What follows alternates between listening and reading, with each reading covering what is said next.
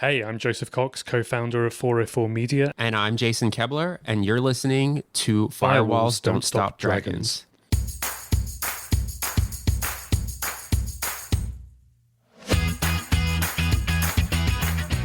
Hello, everybody. Welcome back to Firewalls Don't Stop Dragons. I'm your host, Gary Parker.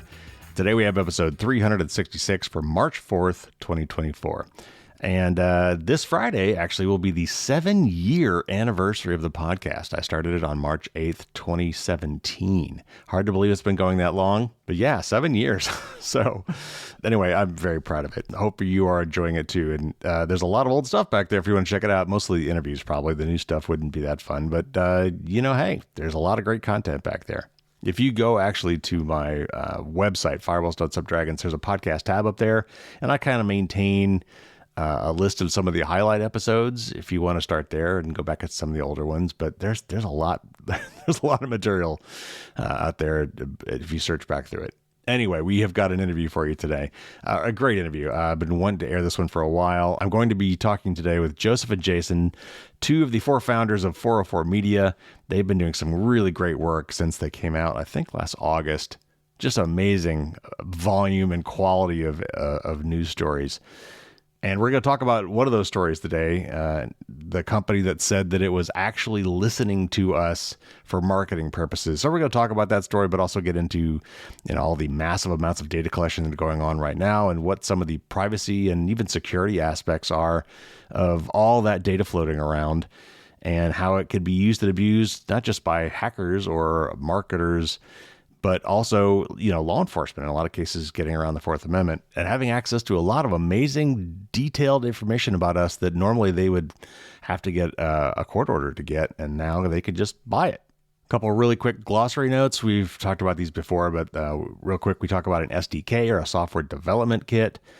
This is something that programmers like myself often use to build their apps and get all these little frameworks and software development kits that help you put these things together and not have to reinvent the wheel. And also we talk about CCTV. For those of us of a certain age, you'll probably understand what that means. It's closed circuit television. It's the old security cams and things from, you've probably seen them mostly at this point in old movies, but some of them are still around. And now they're being digitized and centralized. So anyway, we're going to get into all that today. Let's not waste any more time. Let's get to my interview with Joseph and Jason from 404 Media.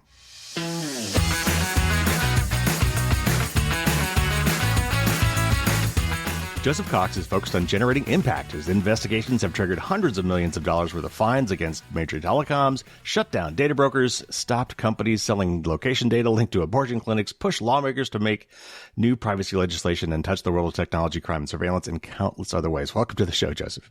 Thank you so much. We're happy to be here. Jason Koebler was the editor-in-chief of Motherboard for 6 years, where he was responsible for the editorial, creative, and commercial vision and execution of the brand.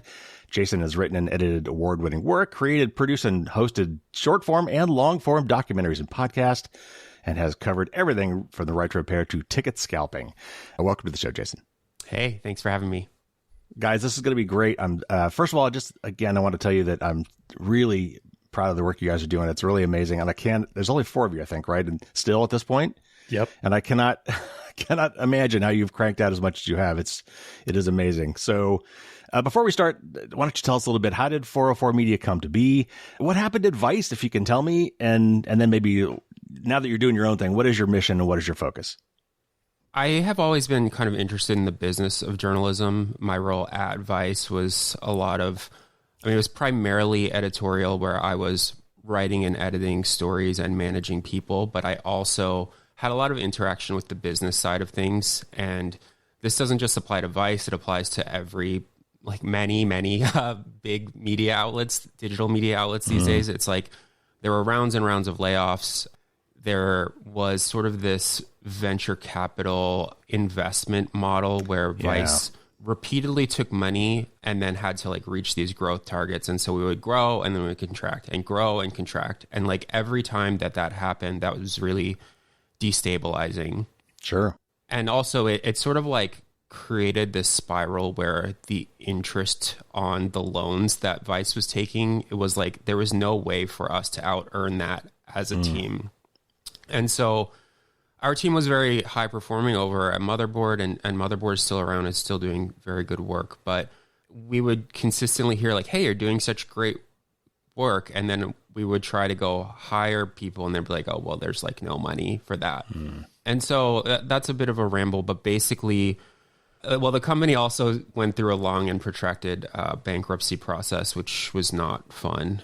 And I looked up one day and I was essentially doing like a bunch of Excel spreadsheets about our finances. And I was like, I didn't get into journalism to do this. And my entire day was taken up most days with just like meeting after meeting after meeting. And so I was feeling pretty burnt out from that sort of aspect of it and wanted to simplify my life in a little bit of a way. So, of course, I worked with some folks to found a company, which is notoriously not stressful. Right.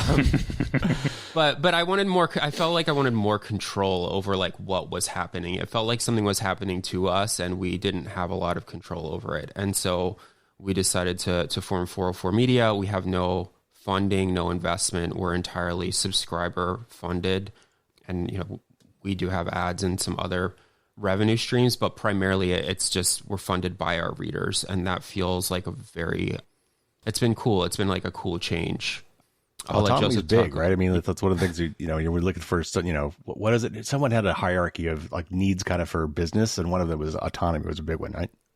Yeah. And we didn't even have, like, we were allowed to do whatever we wanted editorially at Vice. It's just that the sort of like apparatus around it, it was a place that does not have a lot of red tape, but because of like the financial situation, a lot of red tape was created. That was just like, I'm spending so much of my time doing administrative work and I just really want to write articles and edit articles. And I was just like, I have to do something else.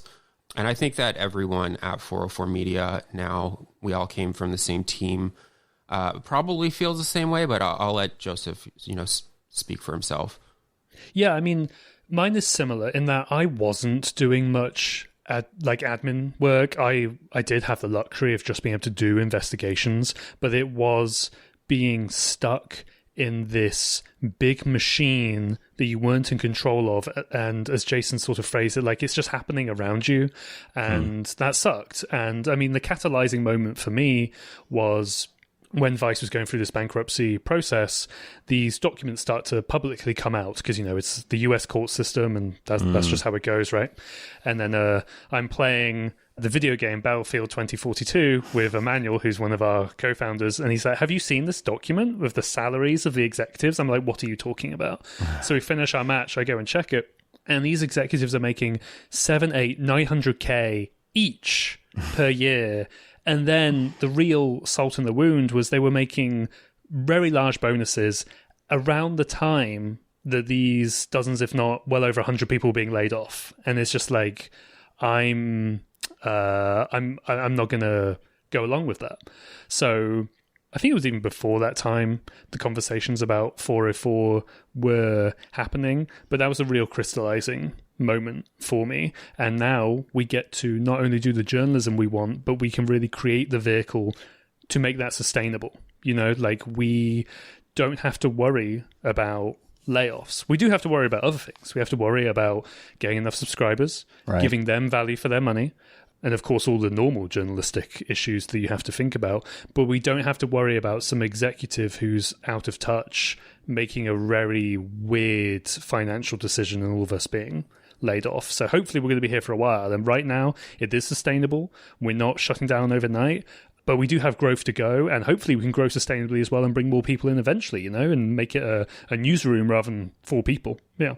Yeah. One thing I really want to stress is like the bankruptcy process, as Joseph noted, brought out all of this information about the company's finances. And this is not unique to Vice. And I had a sense of this while I was there, but I don't think that new media companies are like operating like, like fat cats or anything, but there's so many expenses that are totally unnecessary. It's like Vice is bringing in random consultants and paying them hundreds of thousands of dollars to tell us like how to do our website better. We were like buying all of this enterprise software that I was just like, we don't use it. We don't need it. Everyone hates it. And then you see how much we're spending on it. It's like millions of dollars a year. the office space alone, it's just like tons, and like we weren't even using the office because of the pandemic, and I understand how leases work and things like that, but it's just like millions and millions and millions of dollars sunk into like fancy offices all around the world. And I think one of the really great things is that over the last few years, there's been a lot of like open source software as well as just like other enterprise software that has made it a lot easier to launch a publication, even if you don't have sort of like the technical prowess. It's like, I think we all think of ourselves as pretty technically literate, especially like on the security side of things. But I'm not a web developer. I'm not a web designer. I'm not a programmer. And we had help along the way, like spinning up this website, but we're using Ghost, which is an open source software, and it's super customizable. It allowed us, we could start a website in one day for like $20 if we wanted to. It's like the startup It is costs. amazing. Yeah, the startup costs have come down to a point where it's like you don't necessarily need a large apparatus around you in order to start something. And it's like we've all been doing journalism for over a decade. Like that part comes naturally to us. Like we know the norms of reporting and how to do reporting and how to do good stories and stuff like that. But what has really happened over the last few years is it's just become a lot easier to spin something up. And for it not to be just like a random WordPress blog, but for it to have like a connection to Stripe, which is, you know, the payment processor that we're using, and like audience management and analytics and like all that sort of thing. So I'm pretty thankful that we decided to launch during a time where we didn't need to have like a 6-month run-up period where we wouldn't have been publishing, but it would have cost us a ton of money to like develop all of this stuff. Yeah, we could just we hit the ground running. We could just, let's go do journalism, you know? Because that's what's most important. Yeah. Well, and we're going to get into several of the stories you guys written, and I've been watching what you guys have been doing for a while, and I've reported and quoted a lot of them actually in the podcast when I do the news shows. And we're going to touch on a few of those and a couple other new ones here today. And kind of a thread I wanted to pick through a lot of the stories was data brokers, privacy, and then security implications of those things. So look, I mean, I know Google and Facebook have been collecting, you know, massive amounts of data for years. And, you know, data brokers are also not new. Maybe it's newer that we know about them, but they've been around for a long time. But somewhere along the line, law enforcement and intelligence agencies started noticing them too and started reaching into this market to access data that, you know, otherwise they would have needed a warrant or a subpoena, you know, to get a hold of, you know, basically, as far as I'm concerned, circumventing the Fourth Amendment. So do we have any idea? I'm curious if you guys know, like, when that started. Has it been going on all along and just folks like you guys are exposing it? Or did this start somewhere at a known period of time? I actually think it was somewhat recent. Like, you're totally right in that Facebook and Google have been collecting God knows how much data for years, but it's all of these like smaller shops, these like boutique firms that nobody has ever heard of, which have been doing all of this sort of stuff in the shadows, right, in relative obscurity. The first time I found out about it was, I think, 2020 by this point, where there was a fantastic Wall Street Journal article by Byron Tao. He's left the Wall Street Journal, he's doing other things now. But he did this piece showing that Customs and Border Protection and another part of DHS had bought smartphone location data. And I was blown away because I'm always interested in what happens to data when you take it out of one context and you put it into another one, such as, you know, oh, here's the information from my dating profile and it's just on the dating website. Well, what happens if a researcher scrapes all of that and then puts all of those bios online, which I've reported on years and years ago? Something shifts, like qualitatively in the data itself. And that's what cops were doing here. They were taking data that was ordinarily for the advertising industry. You know, we have a little SDK in the app, we'll track your location, and then we can like give you an ad if you walk into a Burger King or something. I mean, that's hypothetical, but along those lines, right? And then hedge funds would buy that to see, oh, well, there's a lot of Android phones on this oil rig. Maybe we should invest in like that area of the world or something. And then, as you allude to, the cops come along. And I mean, there's been a whole slew of use cases about that, and I don't know how specific we'll get into all of them because there are so many at this point, but generally it's law enforcement and intelligence agencies are using this both to monitor movements of people in aggregate, especially DHS at the border, so they can find smuggling routes, that sort of thing, and also at least attempt to identify individual people, like the IRS has tried to do with cryptocurrency and tax investigations. It's like, we know this guy's selling crypto, we know this phone is here, when it's nighttime, that's probably where this dude sleeps. The actual success of that is very debatable, and we need to get more information about that. But it's really, really ramped up to the point now where we recently found out that some of that data use was illegal, or at least done without the proper protections in place. So there's a whole world of things to get into there. But I found it entirely fascinating, and after Byron reported on Wall Street Journal, I just became obsessed with it, basically. Yeah. Well, one of the recent stories that just kind of blew me away and was this company that was openly claiming to be listening to our live conversations, through smartphones, smart TVs, smart devices, voice assistants, all these things that people have been asking about for years. Gary, surely they're listening. I just said something and now I see an ad for that. I'm like, no. That there's a lot of other ways they get that information. Don't worry about it. They're probably, almost surely not doing that. And yet now we have this company that's actually openly claiming to have this thing called active listening. So can you maybe really quick summarize that? And I'm curious, since it's come out, what has happened with this company and this technology since you ran that story? I think it was a little before Christmas. Yeah, so this comes from Cox Media Group, no relation to me. I just want to make that clear. Maybe they'll bring me in. But they, as you say, were claiming to have this capability called active listening, which it was very... there was a lot of marketing speak, to be real. They were being really over the top in this announcement where they're saying, yes, we'll listen to your conversations. Say if you're talking about mold in your ceiling or something, we will then target an ad based on that. There were very, very few technical details, but there was still a public interest, we thought, in reporting this because, oh my God, they're admitting it. They're saying it out loud, right. Which is something which brazen. We've never... Yeah, we've never seen that before. And as you say, there's been this myth for years, if not decades, that, Facebook is listening to your microphone or Instagram is. And if this is true, and there's more evidence that maybe Jason wants to pick up about the Mindsift group, because you listened to all of their podcasts where they were boasting about it.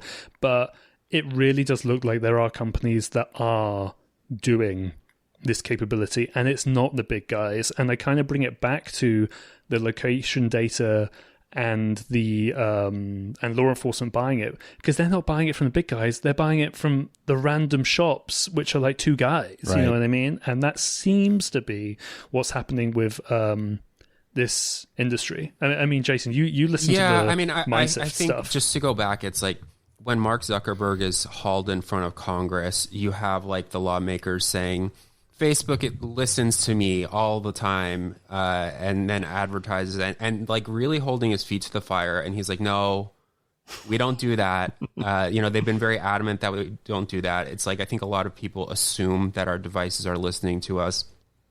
And for a long time, we debunked that like over and over and over again. And there were, literally, we wrote articles. Right. Yeah.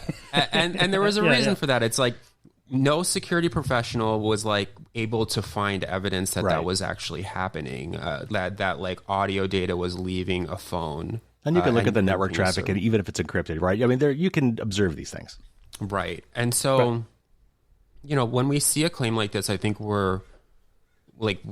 Joseph and I are skeptical, like immediately skeptical, and yet like Cox Media Group is not. Like they've been around for decades. They're actively advertising this stuff, but there's still like a lot of unanswered questions. And then, so after we published that first story, we got a tip about another company that was doing it called Mindsift, which operates, I believe, in New Hampshire. Yeah, New Hampshire. And like Joseph said, I was able to find their podcast, which is called Real Business Roundtable. And it's a pretty, frankly, like bro-y podcast that's all about like... why am I not shocked? Yeah, it's all about like revenue maximizing and marketing and stuff like that.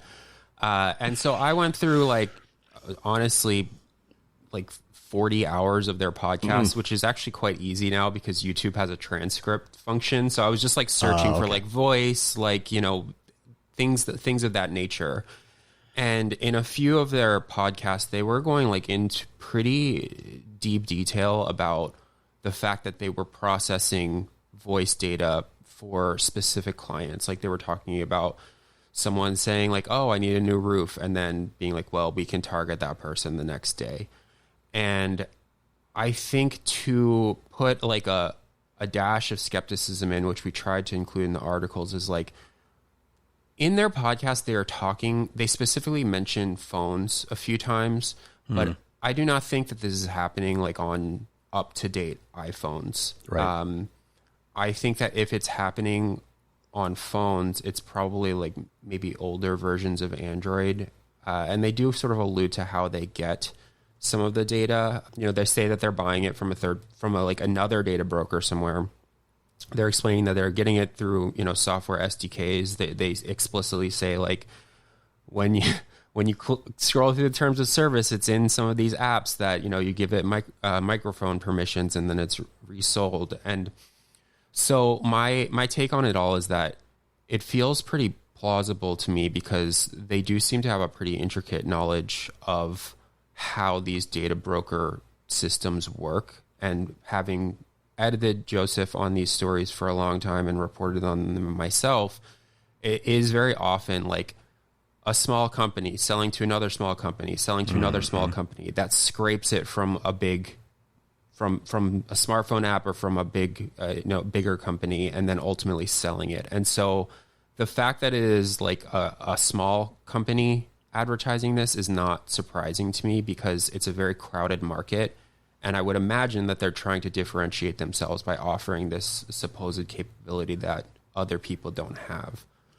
As far as I think you're right about the smartphone thing, because on modern smartphones, applications, even if that's built into the SDK that they want to get access to your microphone, both Android and iPhone now require you to explicitly, affirmatively say, yes, this app can have access to my microphone. And there's now indicators, little lights on your phone that shows when those microphones are being currently used by some app. I'm more worried about IoT devices, you know, smart TVs and other devices now that are getting connected to the internet that have built-in microphones that you may not even know about, and that you, quote unquote, agreed to the terms of service when you broke the seal on the wrapper. You know? Right.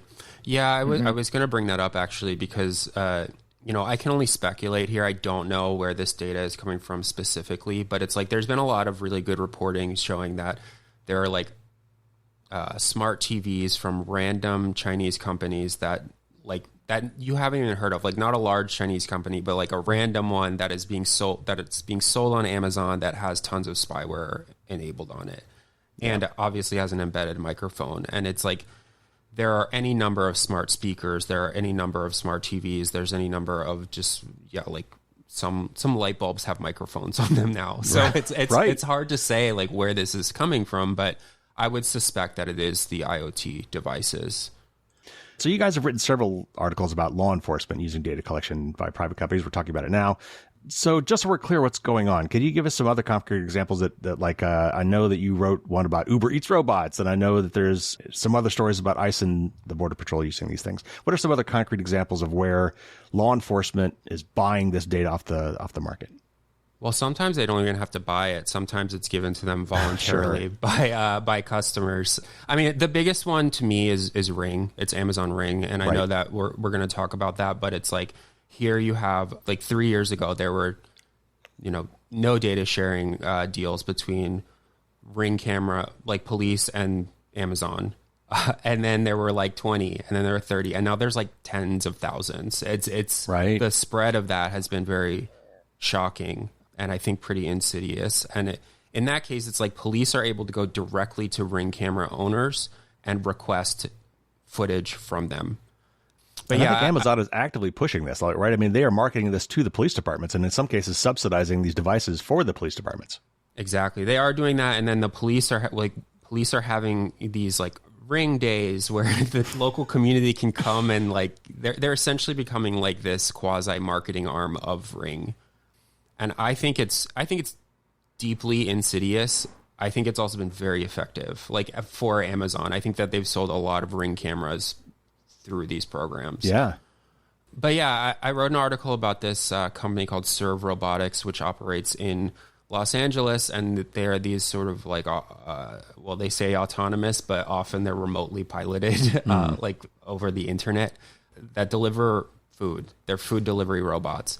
And there was a case where LAPD was able to get video footage from one of these robots. That someone was trying to steal the robot, which is worth mentioning. But it's like, it's been interesting to report on this space and kind of watch in real time via Freedom of Information Act request or like court case. You kind of see the light bulb turning on in cops' heads where they're like, oh, these things have cameras or they collect specific types of data. We can subpoena that, or we can get a search warrant and demand that sort of thing. We've seen Fitbit be subpoenaed for different things. We see all sorts of like Google Map geofence warrants where, they request from Google like which devices were in a specific area at a specific time related to a crime. So there's a lot. There's a lot. Any device that has a camera, a microphone, or collects data is a potential data source for police. Well, I know that Google, Amazon Echo data has been subpoenaed as well. I can't imagine this has not happened yet, but like smart beds, the ones that tell you if you're snoring or how well you slept, that's going to get pulled too, right?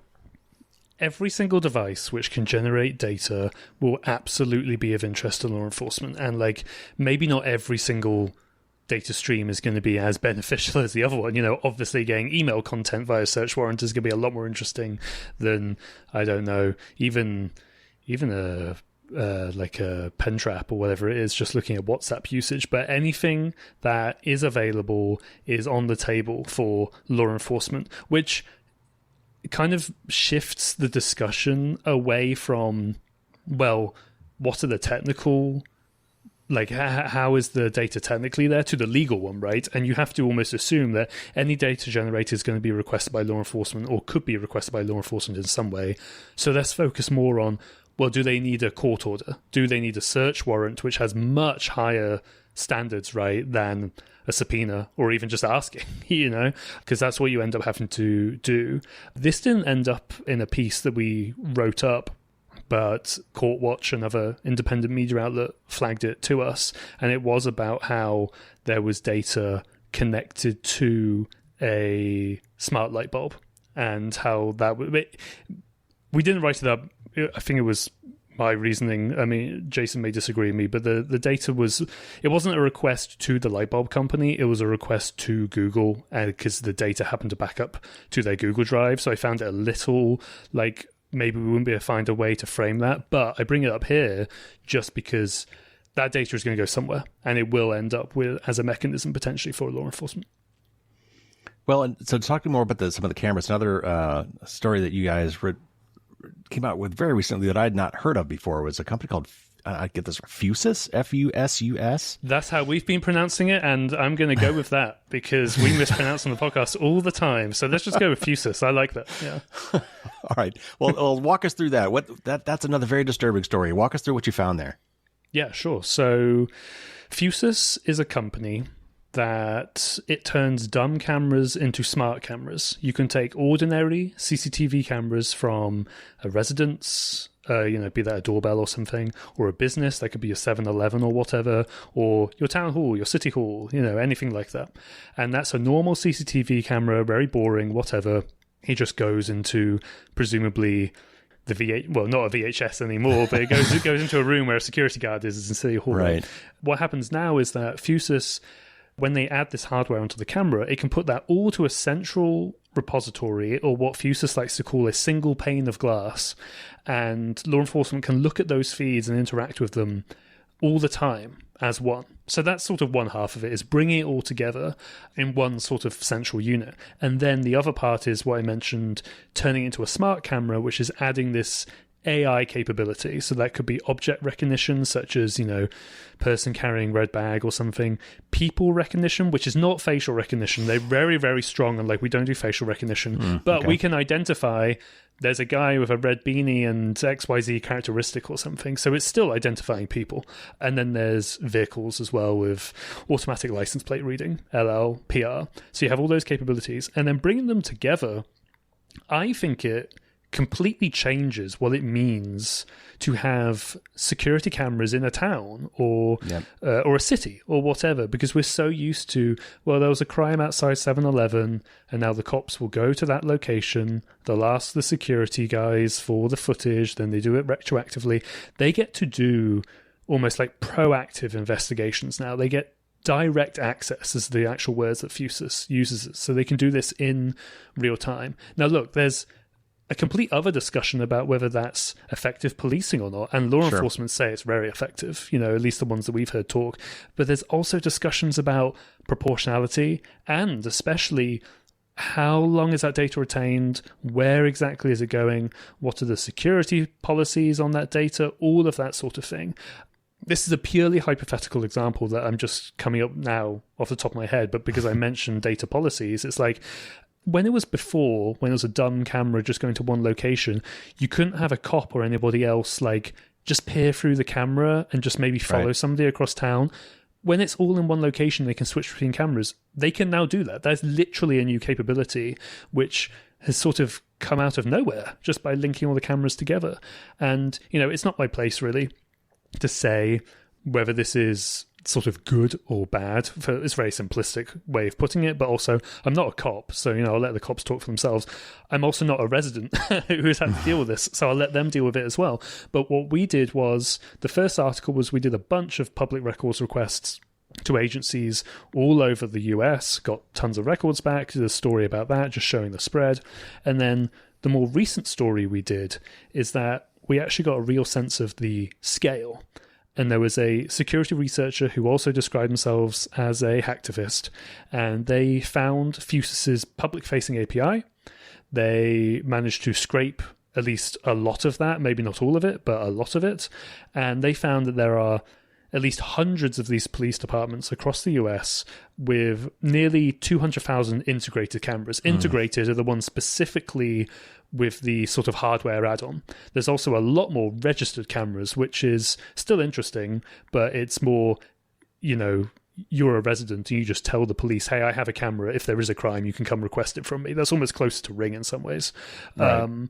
But yeah, we now have a real sense that Fusus is spreading across the US. And again, I just think there should be a conversation over whether people want that or not. It really is that simple. Yeah, I have something very brief to say, hopefully brief.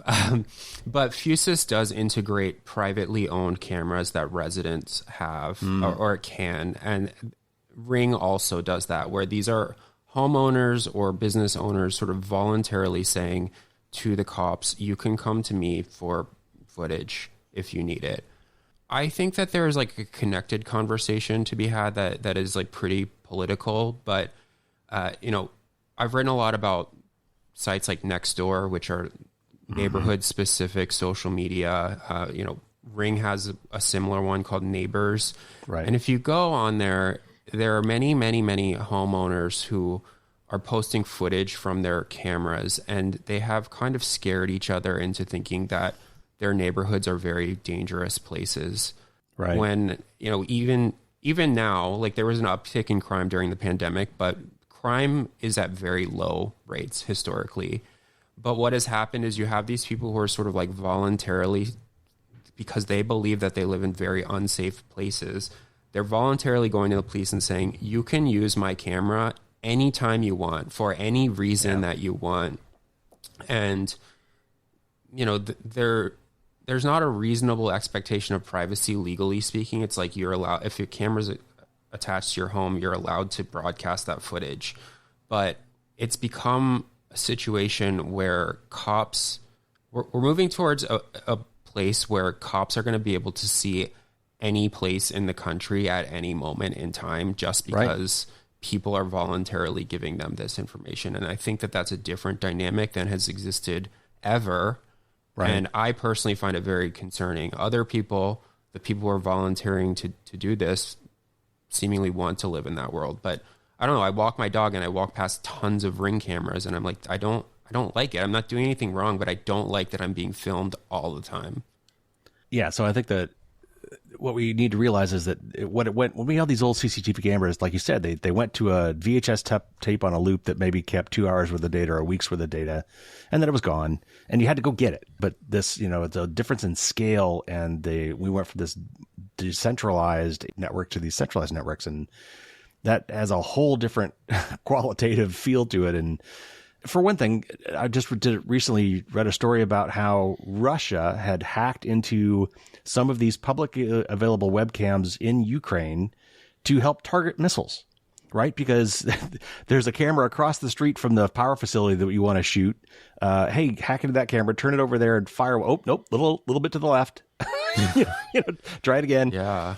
And we've got to be thinking about these things. And so I'm curious to know, surely our intelligence agencies and law enforcement must realize that this cuts both ways. All this data collection, just because the quote unquote good guys can get it, the bad guys can get this stuff too. They must realize this. So do they then think, is the calculus that, well, it does us more good than it does harm? Well, there was a company called Verkada, still exists, but it's similar, like smart cameras, possibly facial recognition, but definitely like object recognition, connected, whole deal. And it's like they had a security incident a few years ago where all of this, like tons and tons and tons of gigabytes of data were just like available. And it was footage of people's offices. It was footage of prisons. It was footage of all sorts of things. And it's like, this is not a theoretical concern. It's like when you record everything, it can easily become public, whether you want it to or not. It's hard to keep all this stuff, secure. And so it can cut both ways. I think the calculus definitely doesn't have that built into the threat model necessarily. I think that, the cops are thinking that they're going to get more utility out of it than any potential, nation state using it. I don't even know if they're thinking about that sort of thing at this point. I don't know if they're sophisticated enough to think in that way. The way that a lot of this stuff gets sold is at like law enforcement conferences where you go with all your cop buddies to a conference and like watch amazing technology occur and then go back and have your city council appropriate funds and purchase it. I don't think that, like, we've seen that how these sorts of things get bought, and it's usually like one or two evangelist cops who went to a security conference somewhere and was like, wow, this is crazy. My friend at the, other police department 2 counties over said that it helped them solve a crime. Like, we should buy it too. And then the next thing you know, there's like $1 million contract in that new town. So I don't know. I don't think they're thinking about how it can cut both ways. That's my read on it, but maybe Joseph feels different.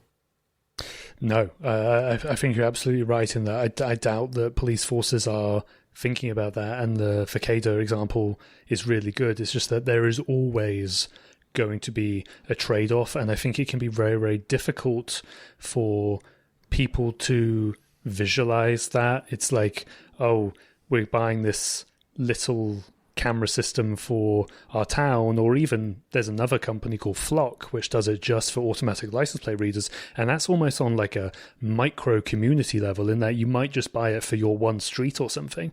I don't think people are really thinking about the secondary effects of that, even on like a small scale, like, oh, a stalker might use this or something like that. I seriously doubt they're even going beyond that. I want to give a little bit of the benefit of the doubt, but I haven't seen any evidence that they're thinking about those sorts of things.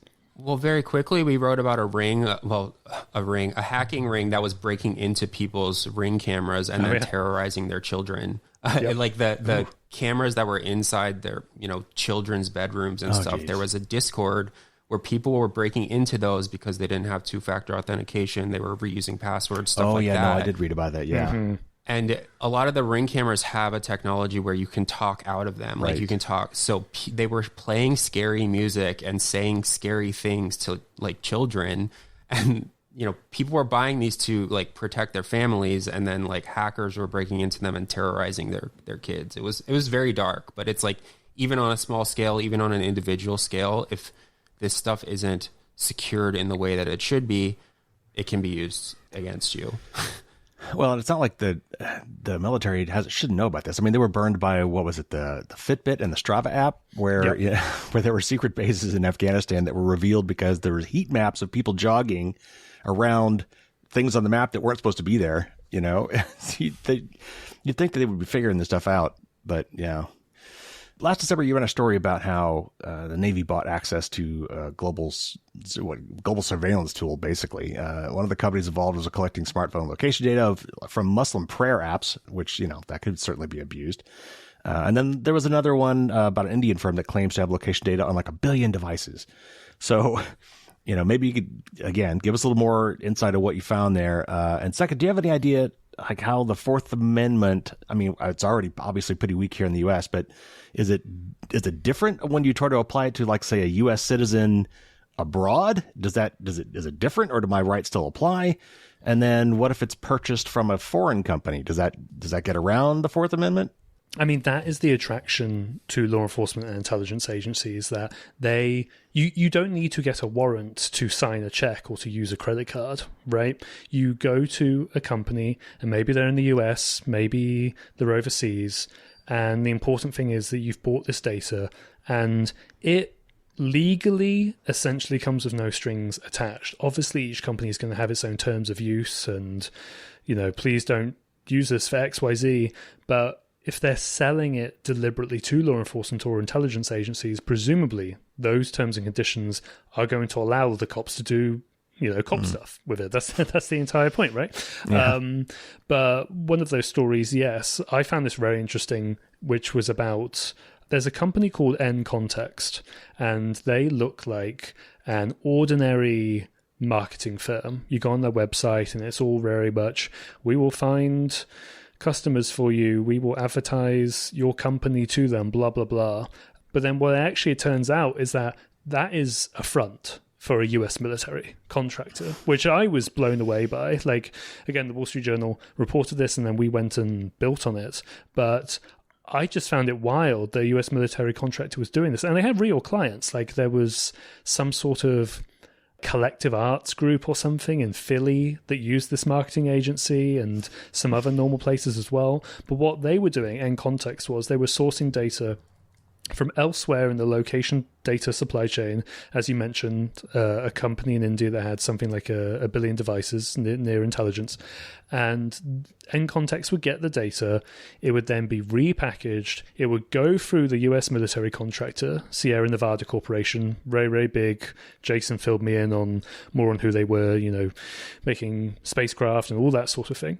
And then that ends up presumably with US military clients. I think it just shows that you really don't know where the data is going from your phone, and I think some of the companies don't even know. There was briefly the FTC came out with something recently that was related to that Muslim prayer app thing you mentioned. The company there was called Xmode, and I published a big investigation about them and how their data was going from Muslim prayer apps to Xmode, and that Xmode had military contractors as clients. There was a lot of impact from that. The Muslim prayer app stopped doing it, all of this other stuff. And the FTC just came down hard on them. Yes, exactly. So the FTC just comes down hard on them and says, you're not allowed to sell sensitive location data anymore, which is data specifically to places of worship, which you think might come up in the Muslim prayer app, potentially, right. Or family planning clinics, healthcare facilities, all this sort of stuff. So they clamped down on that, but that took years. That took absolutely years for them to act, and the FTC is going to get more aggressive on this. So there is regulation there. But when it comes to the Fourth Amendment you mentioned, I mean, there's Senator Ron Wyden who's doing his Fourth Amendment is not for sale act that would force agencies to get a warrant to get this sort of data.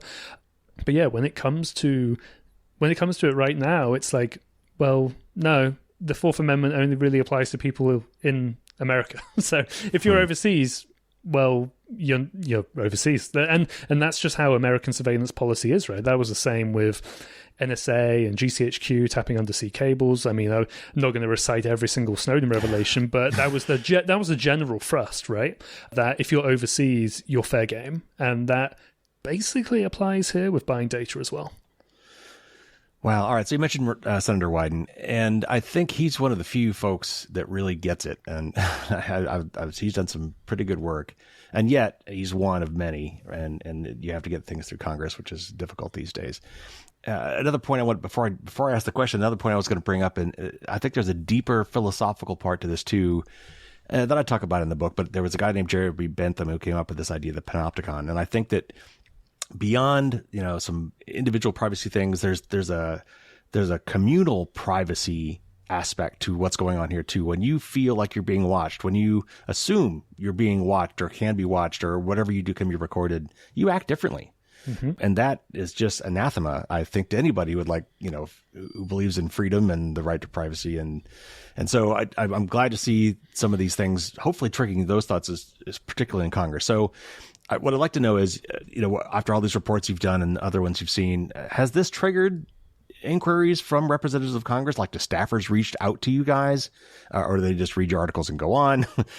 Has this led to any particular congressional investigations that you're aware of? Or maybe, I know there is some proposed legislation too, so maybe kind of walk us through what the state of the legislative situation is in response to these articles. Yeah, the dynamic is interesting in that sometimes we will publish and lawmakers will reach out, through their offices or whatever, and maybe they will offer us a statement because they want to show that they're caring about it. And, we're generally interested in showing the impacts of our pieces. So that's good. We don't cross the line in helping them.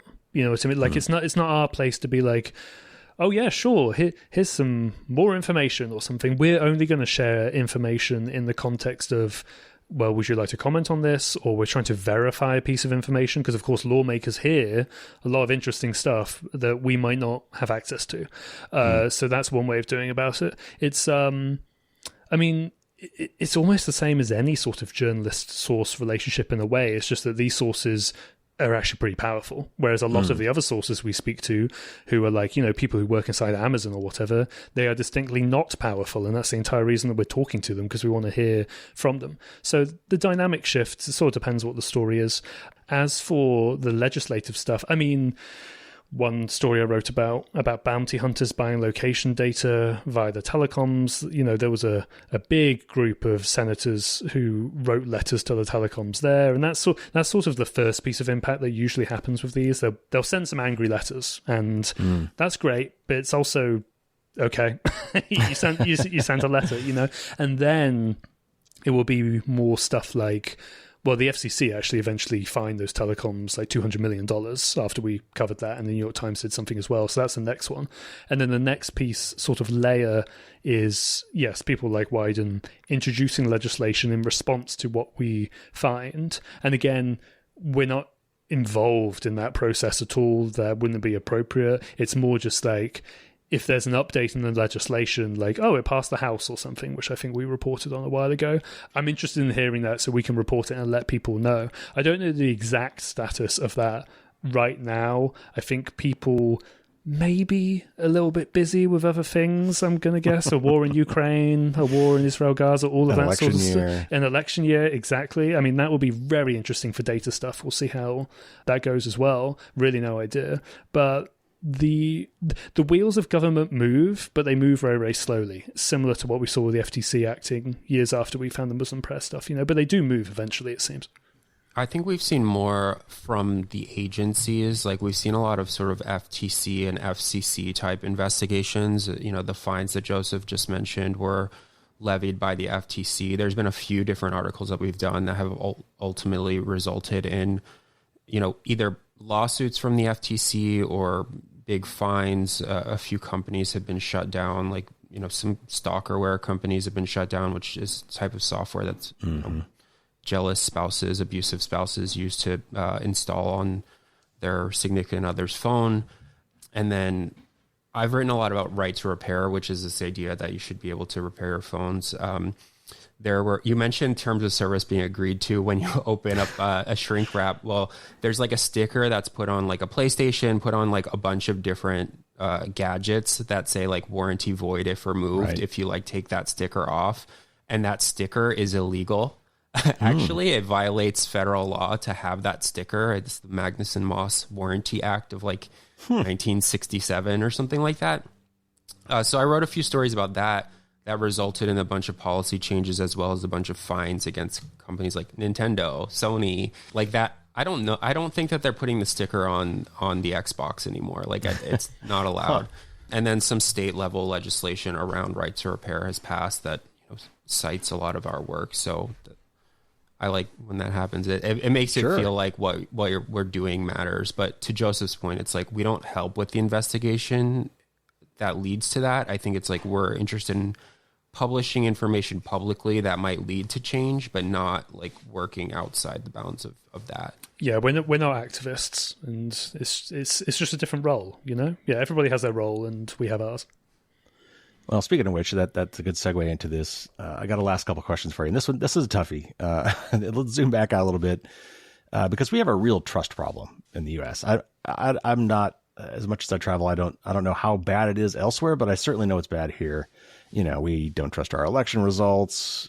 We have all these social media algorithms that are feeding us content that makes us angry and scared and confused.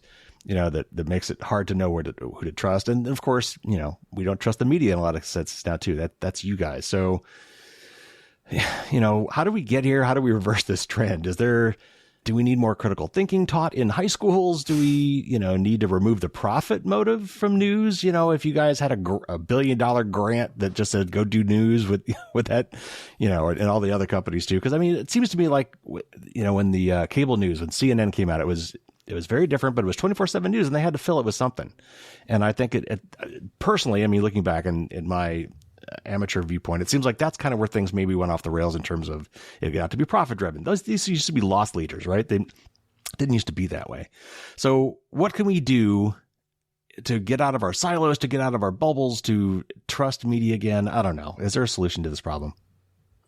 I think that's a huge question. I have a lot of thoughts about it and I'm happy to talk about it, but I think it's also one, I think that I do a lot of whining on podcasts like this because it's like it's a chance, man. We want don't get people to trust us. Yeah, it's like we want people to trust us. People don't trust the media like that.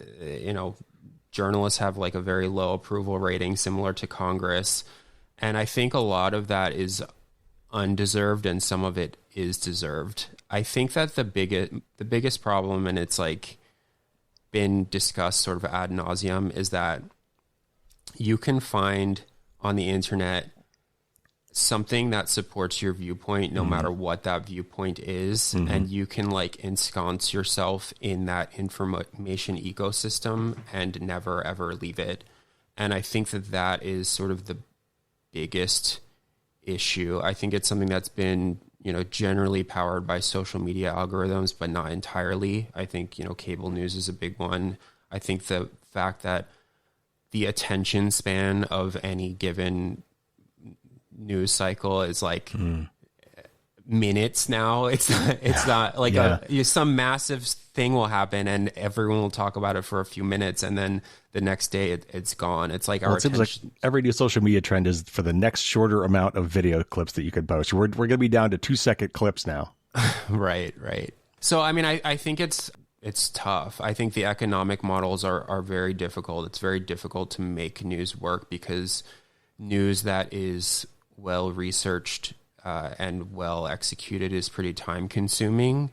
As in, I actually believe that you can do impactful, good stories like on a time scale of a couple hours in some cases, but in other cases it takes months or years to do a big investigation. And if the appetite to sort of like view that for that work to be consumed is like, oh, ProPublica spent 14 months on a story like exposing tons of corruption. I'm going to tweet it and read the first 100 words and then move on to the next thing. It's like the economics of that do not work.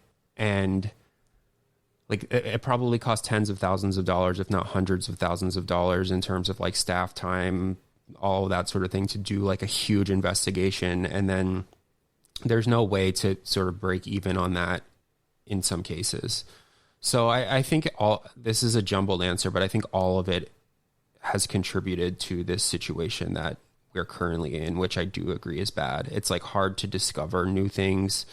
there's the whole SEO industry that we've been writing a lot about recently that's been sort of supercharged by AI, where, you know, you have people ripping off other people's articles and then tweaking them ever so slightly and trying hundreds of variations of them to see which one rises to the top of Google fastest. It's dangerous out there to be a consumer of news, I think. And then from the like journalist production standpoint side of things, it's like it's a super brutal industry to be in. There's like nothing resembling job security except at a very few number of places.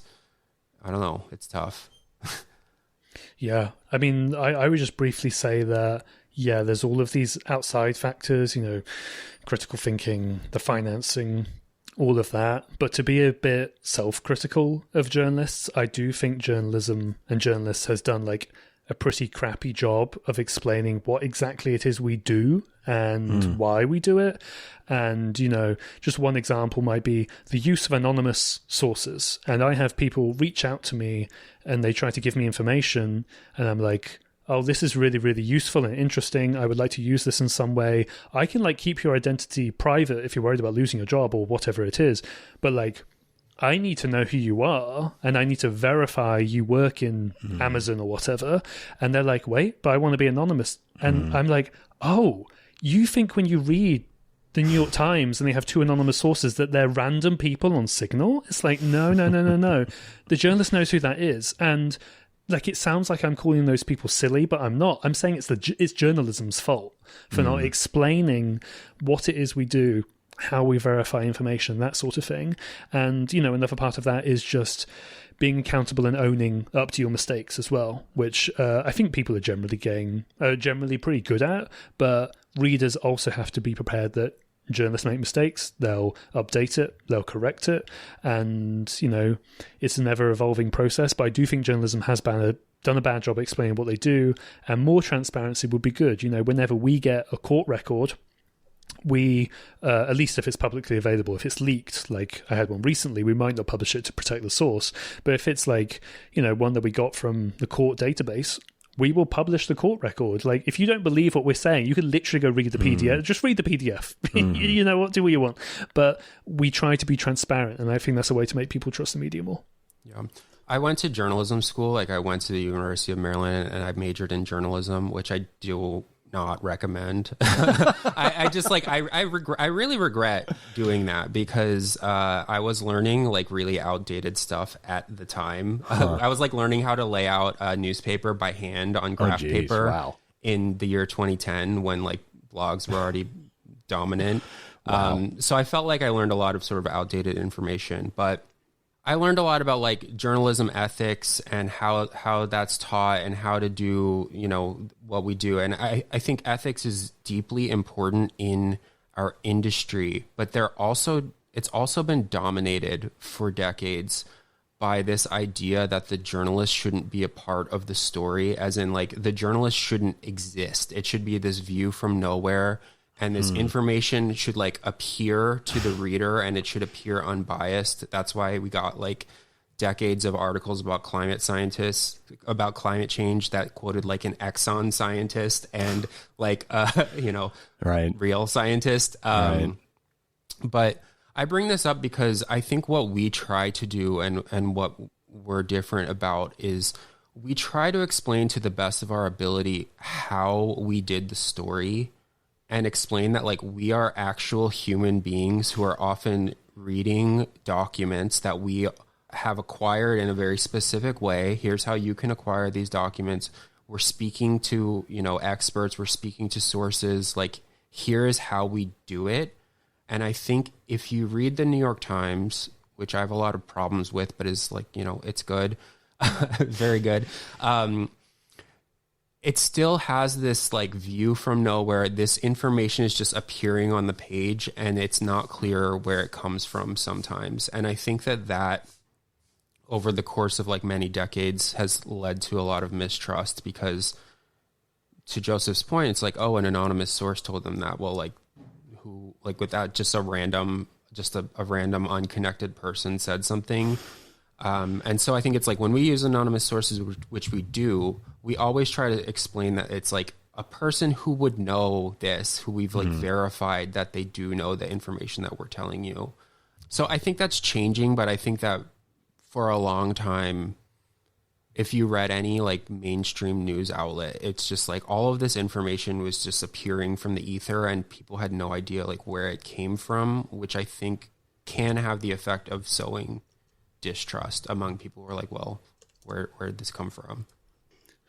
All right, last question before we go, guys. This has been fantastic. What is next for 404 Media? What are you guys working on? Any big stories brewing? You guys get enough money to be viable? You know, I hope we can count on you guys giving more stuff coming down the pike. Obviously, the most direct way to support you guys, I would think, is investigative journalism. Generalists to subscribe or donate money. But anything else that we could do as, you know, consumers or citizens to help support these sorts of efforts, including yours? I do think subscribing is the main thing, in that for years, people have got very used to the idea that you just don't need to pay for news. And I mean, me too, you know, for years and years and years. I've only recently switched to the idea of, well, I'm going to subscribe to this outlet because they do independent conflict journalism. I'm going to subscribe to this podcast because they talk about video games I like or something. And it's a massive paradigm shift, but it is the one that will result in more sustainable journalism, and it is the one that we do. The vast majority of our income comes from subscribers who either want access to our bonus content that they can't get free, or they just want to support our journalism. But that's the best way to support us and other outlets that offer it, I think. Jason, what do you think about that, and maybe what we're doing for future-wise? Yes, definitely. I would also please go listen to our podcast. If you're listening to a podcast, we also have a podcast, and we haven't done a great job of explaining that we have one. Joseph is the host. It comes out every week. It's called the 404 Media Podcast. It's on every podcast app. I mean, we're always working on big stories. I think that a lot of places they're like, in 3 months, we're going to do this. And I think that we are much more responsive to what's happening. So, you know, this week, Joseph wrote a story about how AI-generated rip-off stories are showing up on Google News. And it's like, we learned about that just a few days ago, but we sort of like move fast. And the reason that we move fast is because we want to be relevant and we want to surface things before other outlets find them. So we're very thorough, but at the same time, it's like we try to be on the cutting edge. We try to sort of do stories that we think people are going to be talking about in a week, in a month, in 6 months. And so that's a long way of saying I don't know what we're going to be doing next week, but we have a lot of sort of like tips that we're investigating all the time. I think what we would like to do this year is probably a little bit more sort of like narrative type journalism, where we're telling someone's story. There's like, you know, an arc. It feels like you're in a movie. And then, yeah, I mean, it's going well. We're very thankful for all of the support. I think that, you know, the more subscribers we have, the kind of like more ambitious we can be in terms of like, I think we would love to hire more people. It's like right now we're 4 people. We're working very hard, but you know, at Motherboard we had 20 people, and when you have 20 people, you can cover a wider breadth of topics. Sure. Sure. I would love to hire more people this year. We're doing well, but we do need more subscribers to like get to that point where we would feel comfortable being responsible for another person's paycheck. Right. All right, Jason. Joseph, thank you so much for coming on the show. I will definitely put links to your site and your donate page in the show notes. Thanks again for coming on the show. I would love to have you back in the future. It was great talking to you guys today. Thank you. Thank you.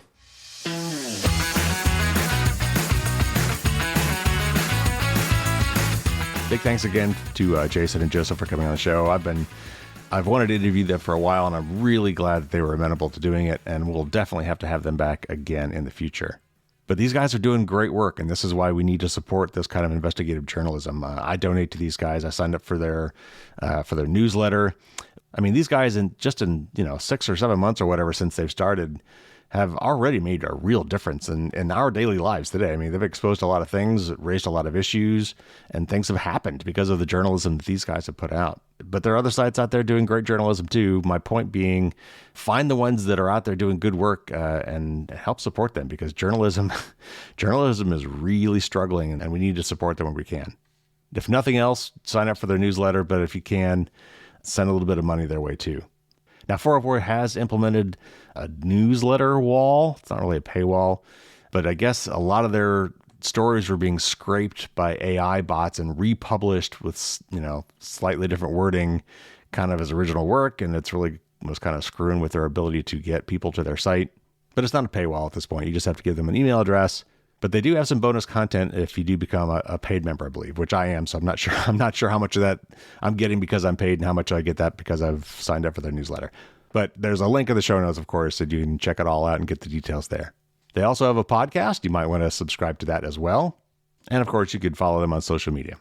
Now, there was a brief mention in there about the Amazon Ring doorbell relationship with police. Just a quick update on that. I think since we had this interview, Amazon has apparently turned off the capability for police to directly request Ring doorbell video from customers, I think through the Neighbors app. Now, police can still put out a general call for information like, hey, there was something happened in this area. If you have anything, let us know. And at that point, users can still offer up their videos like you always could.